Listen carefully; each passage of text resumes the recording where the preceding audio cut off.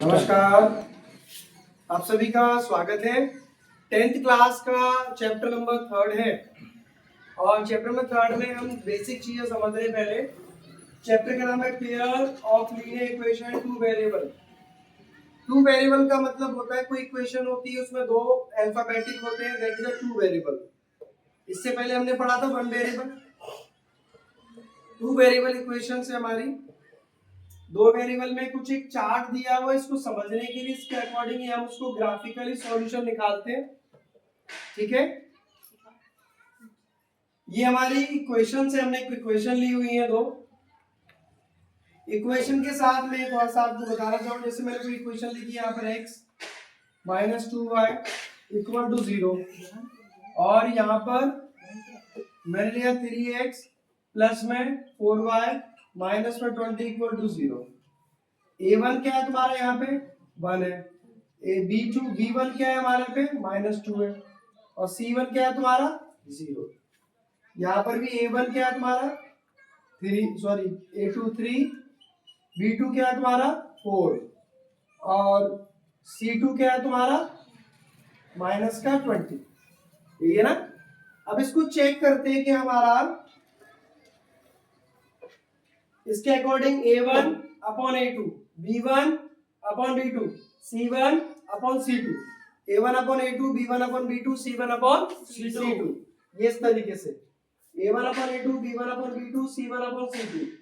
अगर ये दोनों इसको हम रिड्यूस करेंगे नहीं हो सकता, इसको रिड्यूस करेंगे तो -1 अपॉन 2 होगा। ये रिड्यूस नहीं होगा, ये रिड्यूस नहीं होगा, तो हमारा क्या निकलेगा a1 upon a2 not equal to b1 upon b2। a1 upon a2 not equal है b1 अपॉन b2 के। जब इस सिचुएशन में इंटरसेक्टिंग लाइन होती है आपकी ग्राफ की, आपका ग्राफ कैसे बनेगा ऐसा। ग्राफ में हमेशा 3 सॉल्यूशन निकालने होते हैं। अगर आप चाहते हैं कि आपका परफेक्ट ग्राफ बने और परफेक्ट सॉल्यूशन आए तो 3 सॉल्यूशन चाहिए होते हैं उसके अंदर, ग्राफ के अंदर। ध्यान रखना, अगर आप जो परफेक्ट आंसर आया, परफेक्ट सॉल्यूशन निकले तो 3 सॉल्यूशन निकालें, 2 सॉल्यूशन से ग्राफ सही नहीं बनता। ध्यान रखना, ठीक है। Intersecting line exactly one unique solution बोलते हैं इसको। इक्वेशन यहां पर भी है, आपकी इक्वेशन ये दी हुई है a1 upon a2, b1 upon b2, c1 upon c2।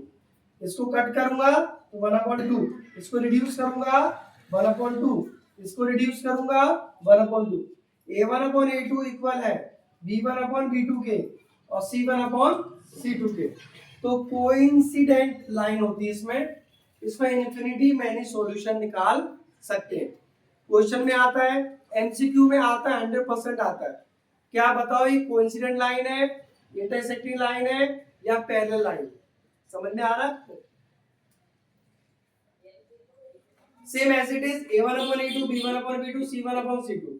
इसको कट किया 1 upon 2, ये कट किया 1 upon 2, इसको कट किया 1 upon 3।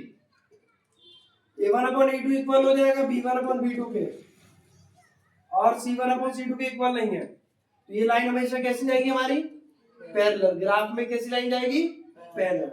नो सॉल्यूशन, इसका कोई सॉल्यूशन, क्योंकि वो दोनों लाइन कहीं कटे नहीं है और वहां पर ग्राफ में हमारे पास कोई, तो उस टाइम हम क्या करेंगे, उसको नो सॉल्यूशन का नाम देते हैं, टैग देते हैं। तो ये आपके कंसेप्ट होते हैं इस चैप्टर को समझने के लिए। ये चैप्टर बहुत अच्छे से समझना है आपको, तो प्लीज लाइक एंड सब्सक्राइब। और इसका लिंक हमारी बायो में है, आपको डिस्क्रिप्शन चाहिए तो आप सब्सक्राइब करें और लाइक करें, कमेंट करें प्लीज।